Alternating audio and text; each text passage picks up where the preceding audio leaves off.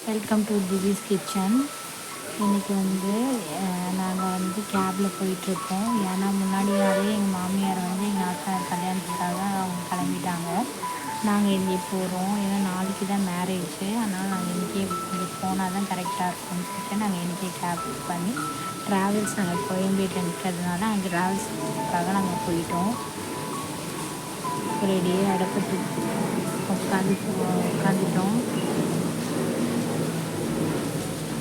அவ்வளோதான், morning reach ஆகிட்டு நாங்கள் இறங்க வேண்டிய இடத்துல ரீச் ஆகிட்டே இருக்கோம். ரீச் ஆனதுக்கப்புறம் எங்களுக்காக ஆட்டோ புக் பண்ணியிருந்தாங்க. அந்த ஆட்டோவில் தான் நாங்கள் இப்போ போயிட்டுருக்கோம். அந்த இடத்துலலாம் பார்த்திங்கன்னா எல்லோ பூவெலாம் நல்லா நிறையா இருந்தது. போகிற வழி ஃபுல்லாகவே இருந்தது, நல்லா இருந்துச்சு. ஒரேடியாக ரவி வீட்டுக்கு ரீச் ஆகிட்டோம். எங்களோட நாத்தனார் வீடு ரீச் ஆகிட்டு கல்யாணத்தையும் ஒரேடியாக முடிச்சுட்டு அங்கே ரிசப்ஷன் வச்சுருந்தாங்க. ரிசப்ஷனையும் முடித்தாச்சு. ஃபோட்டோ ஷூட்டும் முடித்தாச்சு. அங்கே இந்த மாதிரி மியூசிக்ஸ்லாம் ரொம்ப டிஃப்ரெண்ட்ஸாக இருந்தது. ஏன்னா சென்னையிலலாம் அப்படி இருக்க மாட்டோம். அவர்கிட்ட அதுக்கப்புறம் ஃபேமிலியாக ஒரு ஃபோட்டோ எடுத்துகிட்டு சாப்பிட்டோம். டிஃப்ரெண்ட் வெரைட்டிஸ் ஆஃப் வெஜிடேரியன்ஸ் நல்லா இருந்துச்சு. திரும்பவும் சென்னைக்கு பஸ் புக் பண்ணியே நாங்கள் வந்துட்டோம். Thank you friends.